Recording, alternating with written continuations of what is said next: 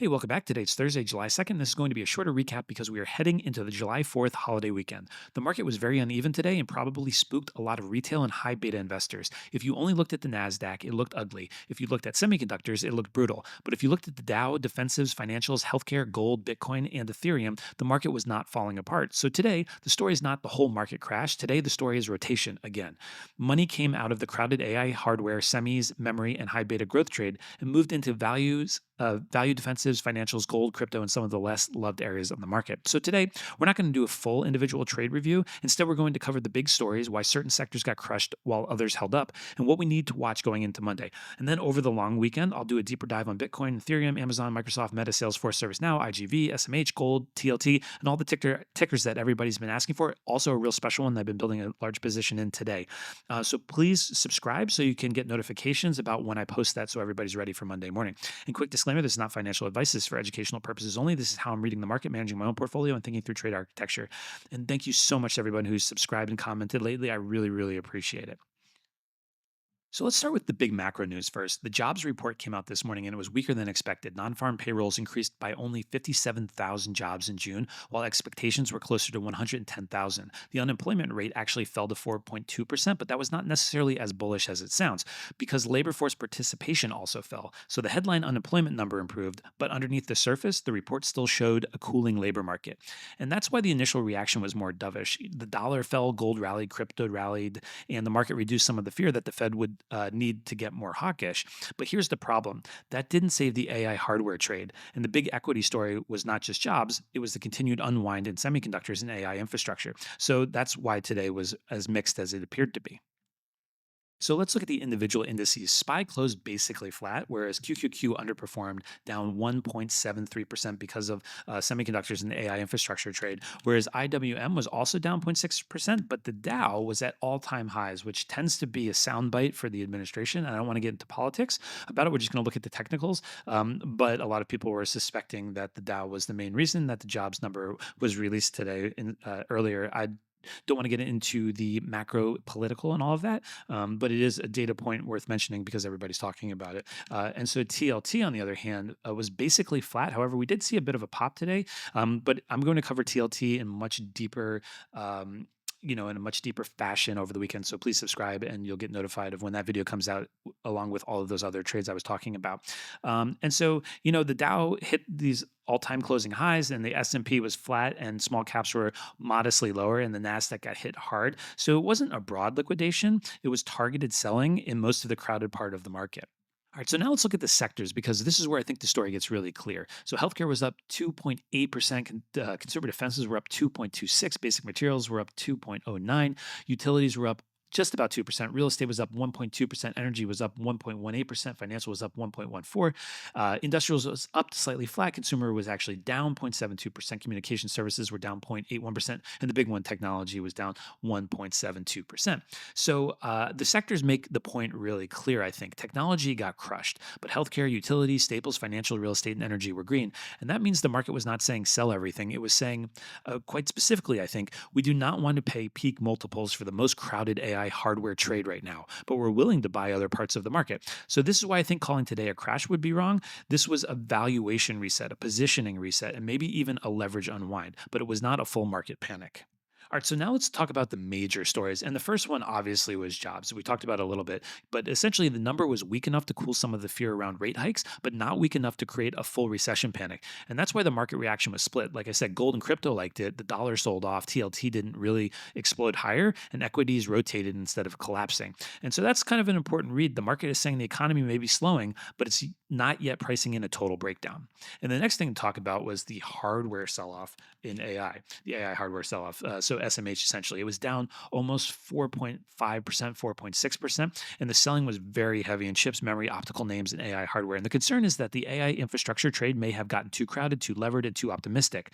And the Meta cloud story that we were talking about yesterday really added fuel to that. And we'll talk about why this pulled back here, but this is pretty normal if we look at my fibs area. I'm going to get into that over the weekend. But essentially, yesterday Meta ripped on reports that it may sell excess AI compute through a new cloud business. But today the market started asking a different question. If Meta has excess compute. Does that mean the industry is overbuilding? That's the question that hits semis. If hyperscalers have built too much capacity, then investors have to rethink the demand assumptions for chips, memory, and servers and AI infrastructure. Let me just pull that back up on SMH there. Um, it doesn't mean that the AI trade is dead, but it does mean that the market is starting to separate AI winners from AI infrastructure over build risk. And the next story I want to cover is just that the rotation into value and defensives. So essentially, what we were just talking about in the sectors here is financials were strong, healthcare was strong, utilities were strong, staples were strong, real estate was strong. That's not what you usually see in a pure risk-on AI melt up. It's more like investors saying we still want equity exposure, but we want less crowded exposure. And I also think they're saying something about what they think about interest rates, because when I see IYR up at these highs and XLRE up at these highs, and there's some of the most rate sensitive sectors in ETFs, it tells me how investors are thinking about rates without them actually saying it. And so the money left the most extended AI hardware names moved into the areas that were hated, underowned, defensive, or more reasonably valued. And then that fourth story I want to talk about is Bitcoin and Ethereum. Let's go to Ether here. So essentially, gold had a strong and gold. So gold had a strong day because the dollar weakened and the jobs report reduced some of the fear of a more hawkish Fed. And Bitcoin and Ethereum also acted well under that. And so it's interesting because crypto did not trade like a high beta tech today. It traded more like an alternative liquidity and dollar weakness asset. And so that's why I want to do a deeper dive this weekend on Bitcoin. Also because somebody asked for it yesterday, and it really started to come to life right as they were asking. It was very interesting. So much bearish sentiment coming right at this turning point here. And so we're going to cover that this weekend for Bitcoin, Ethereum, gold, and TLT, as they have a lot to do with that alternative liquidity and dollar weakness and rates in general. So those charts may be telling us something important about the next macro trade. All right, now let's talk about the forecast, meaning using SPY as a proxy for the market. I'm going to just do this briefly because over the weekend I'm going to do that deep dive I promised everybody. But since the market is closed tomorrow for the July 4th holiday, the next full session is on Monday, although futures will be open. So the key question is whether today was just a one-day semi-flush or the start of a larger rotation away from the hardware trade. So for SPY, I think the important thing is that it basically finished flat after a huge intraday battle. And that means the index held up, but it was not a calm day. In fact, let me go to the daily here while we're looking at this. And you can see, though, that we did do something I've been talking about, which is a red day above the 20 SMA on the daily. However, I want to see that followed by a green day. So I know that buyers have showed up after the sellers have showed up once we reclaimed a simple moving average. But anyway, it held up even though it wasn't a calm day. Whereas for the QQQ, as we talked about, the chart looks like there was a whole lot more damage. We did lose that 20, and we've come all the way down to the 50. We found a little support down there along with some other levels. So, the NASDAQ had much more obvious weakness, and the same is for SMH, like we talked about. And the key is whether that can stabilize after that flush. And I hate to actually pull up an ETF here to talk about the actual forecast, but I do think it's important because it's what was driving a lot of the last push on QQQ. However, I've been talking for a long time that we're in some chop here, and that's still remains the case, especially when we're having to look at one individual ETF for how the market's going, although that's not been an atypical thing over the last year or two.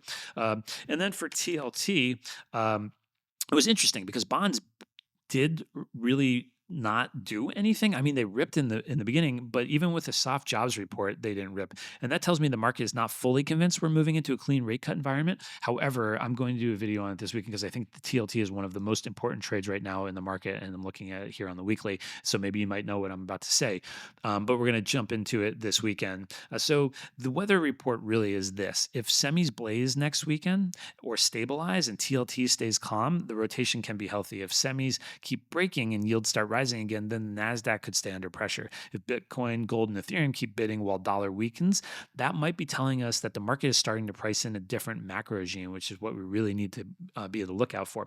But I also do not want to ignore the message. The market is becoming much more selective. And I think I keep coming back to that in today's video. So today we're not going to go through individual tickers. Instead, this weekend I'll be doing deep dives on Bitcoin, Ethereum, Amazon, Microsoft, Meta, Salesforce, ServiceNow, IGV, SMH, Gold, TLT, and one stock that we haven't talked about at length that I just started building a huge huge position in. So please subscribe and turn on notifications because I'll be putting those deeper dive videos out over the long weekend and you want to get notified of that. Also, please leave a comment with the ticker you want me to prioritize and what you want me to cover. I'll do as long of a video as I need to get to all of the comments.